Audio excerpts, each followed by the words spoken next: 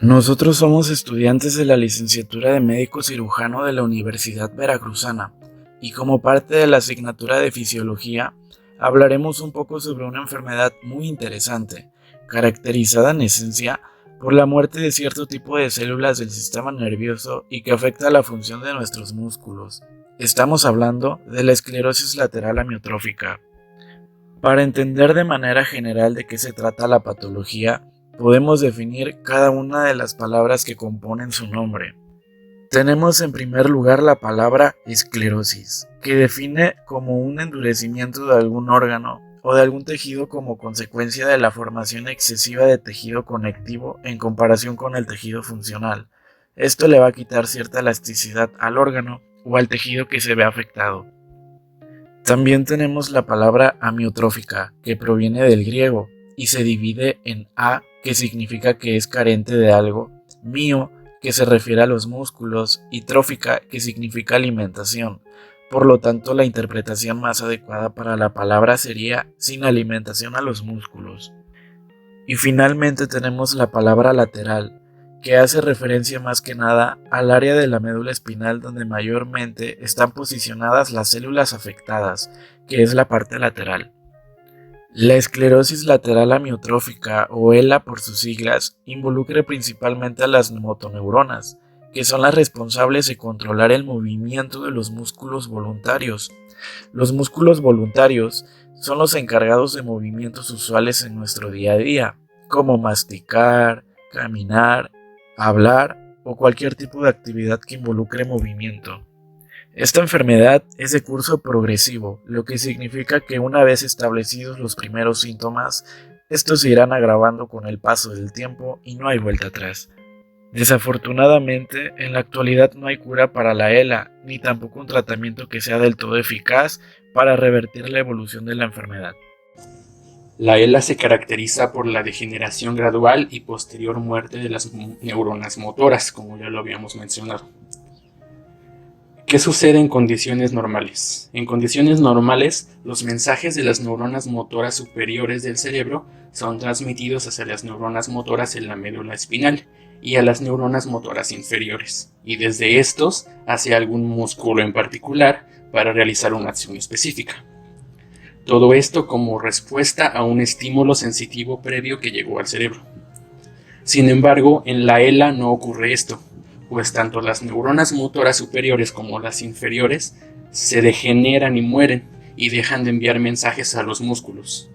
Los músculos, al no recibir estos impulsos nerviosos del sistema nervioso central, son ahora incapaces de funcionar, de manera que se debilitan gradualmente y comienzan a contraerse. A esto se le conoce como fasciculaciones. También comienzan a degradarse en un proceso que se denomina atrofia muscular. Generalmente la primera etapa de la enfermedad se presenta con una debilidad o una rigidez muscular pronunciadas, que pueden empezar sutilmente. Entonces, con el tiempo, el cerebro va perdiendo parcial o totalmente el control sobre los movimientos musculares voluntarios. Una vez que aparecieron los primeros síntomas, la evolución gradual de la enfermedad lleva a que otros músculos del cuerpo que también estén bajo control voluntario se vean afectados y entonces la persona comienza a perder masa muscular y por lo tanto a perder fuerza. También comienzan a verse alteradas la capacidad del habla, dificultad para comer, moverse o incluso dificultad para respirar, siendo esto la causa de la mortalidad en la mayoría de los afectados. Como veníamos diciendo, la mayoría de las personas con ELA mueren por insuficiencia respiratoria, por lo general de 3 a 5 años a partir del momento en el que se desarrollan los primeros síntomas. Sin embargo, sí existen casos en los que la esperanza de vida suele alargarse un poco más, hasta 10 años o incluso más años. Se estima que aproximadamente 1 por cada 20,000 personas en el mundo está diagnosticada con ELA, mientras que instituciones sanitarias de nuestro país estiman que hay alrededor de 6,000 personas diagnosticadas con la enfermedad actualmente en México. Pero, ¿cuáles son los factores de riesgo que podrían influir en el desarrollo de esta enfermedad? Pues son 3 los de mayor relevancia. La edad es uno de ellos, porque aunque la enfermedad puede atacar a cualquier edad, Por lo general, los síntomas más frecuentemente se presentan entre los 55 y los 75 años. El siguiente factor de riesgo es el sexo, pues son los hombres quienes tienen ligeramente más probabilidad de tener ELA que las mujeres. Sin embargo, a medida que aumenta la edad, la diferencia en la susceptibilidad entre hombres y mujeres va perdiendo relevancia. Y finalmente, la raza y la etnia, pues se tienen registros de que las personas con más probabilidad de desarrollar la enfermedad son las de raza blanca y caucásica, y no las personas de origen hispano. Otro factor que se ha estudiado y que podría influir es el ambiental, específicamente en situaciones de carácter ocupacional, es decir, personas con trabajos donde se esté en contacto con toxinas o plomo o pesticidas o entre otras sustancias que podrían representar cierto riesgo. Ahora, ¿cuál es la causa de la esclerosis lateral amiotrófica? Pues la causa específica del desarrollo de esta enfermedad aún no se tiene completamente clara. Los científicos no saben aún por qué se ataca a unas personas y a otras no. Sin embargo, algunos estudios científicos sugieren que tanto la genética como el entorno juegan un papel importante en el desarrollo de esta esclerosis. De manera que ésta se puede desarrollar de dos formas parcialmente conocidas. La más común es la ELA esporádica, que significa que la enfermedad parece presentarse aleatoriamente, sin factores de riesgo asociados y tampoco ninguna historia familiar de la enfermedad. Este tipo esporádico de surgimiento se da en el 90% de los casos, de ahí que no se conozca claramente el factor causal específico. También tenemos la ELA familiar. Esta es de tipo genético, lo cual significa que la persona hereda la enfermedad de sus padres. Cerca de 5 a 10% de todos los casos de ELA son de este tipo, y por lo general, la forma familiar de la ELA solo requiere que uno de los padres porte el gen responsable de la enfermedad para poder transmitirlo. Cerca del 40% de los casos familiares son causados por un defecto en un gen conocido como marco 72 de lectura abierta en el cromosoma 9. Ahora, entrando de lleno en las manifestaciones clínicas de la esclerosis lateral amiotrófica, es importante mencionar que al principio de la enfermedad, los primeros síntomas pueden presentarse de manera tan sutil que pueden llegar a pasar desapercibidos. Sin embargo, conforme evoluciona la sintomatología, la debilidad y la atrofia muscular se vuelven cada vez más evidentes, lo que puede llevar a un médico a sospechar que se trata de esta enfermedad.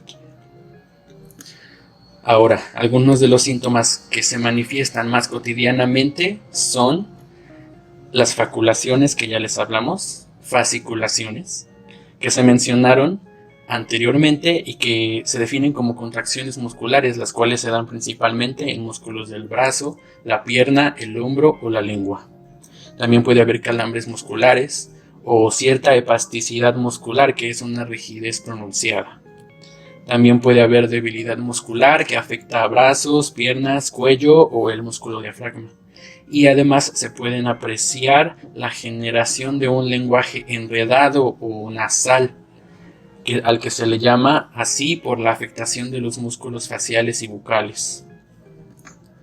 También la dificultad para masticar o tragar son signos característicos que podrían orientar al diagnóstico. Pasando a otro apartado del tema, ¿cómo se realiza un diagnóstico útil de la ELA? Pues al no existir una prueba que sea definitiva para establecer un diagnóstico que sea certero, la base del éxito en el diagnóstico es un examen físico muy minucioso y detallado de los síntomas que el médico observe y que el paciente reporte. Pero ¿cómo identificamos estas señales? Pues se trata de ser muy observador. En muchas personas los primeros signos de la ELA pueden aparecer en la mano o en el brazo, cuando a los pacientes se les empieza a dificultar hacer tareas que podrían parecer simples para todos, como abotonarse una camisa, escribir o girar una llave para abrir una puerta. En otros casos, los síntomas pueden iniciar en una o ambas piernas y las personas tienen una sensación extraña al caminar o al correr, o notan que últimamente se están tropezando o cayendo más a menudo de lo habitual. En otras personas, los síntomas suelen comenzar con problemas del habla o al tragar, lo que se conoce como ELA de inicio vulvar. Pero independientemente de dónde aparezcan primero los síntomas, La debilidad y la atrofia muscular se propagan a todas partes del cuerpo finalmente, a medida que evoluciona la enfermedad. Y las consecuencias de eso terminan siendo desafortunadamente fatales. ¿Por qué fatales? Porque aunque la secuencia de los síntomas varíe de una persona a otra, con el tiempo todos los afectados no podrán pararse o caminar, y tampoco acostarse o levantarse por cuenta propia, mucho menos usar las manos y los brazos. Y como ya se mencionó, la muerte llega cuando se involucran músculos a nivel respiratorio que impiden la respiración. Un diagnóstico puede apoyarse con pruebas de imagen, como la electromiografía o EMG, y es una técnica especial que lo que hace es registrar la actividad eléctrica de las fibras musculares. También tenemos otro estudio conocido como estudio de conducción nerviosa, que lo que hace es medir la actividad eléctrica de los nervios y los músculos al evaluar la actividad de un nervio para enviar una señal efectivamente. Finalmente, respecto a un probable tratamiento de la ELA, bien se sabe que no existe una cura como tal para el padecimiento. Sin embargo, se cuenta con alternativas para la disminución o el control de los síntomas y la ralentización de las complicaciones. Algunos medicamentos que han sido aceptados por instituciones en materia de salud pública son el Riluzol y la Edarabona. Algo importante a mencionar es que antes de consumir cualquier medicamento es importante que se consulte a un médico. Y bueno, se cree que el Riluzol reduce el daño a las neuronas motoras al disminuir las concentraciones de glutamato, que es el neurotransmisor que transporta mensajes de las células nerviosas a las neuronas motoras. Y por otro lado, la edarabona se ha demostrado que participa en desacelerar el declive en la evaluación clínica y de las funciones cotidianas, retrasando de algún modo la enfermedad. Pero, bueno, esto sucede por pocos meses. Y eso fue todo por nuestra parte. Esperamos les sea de utilidad y muchas gracias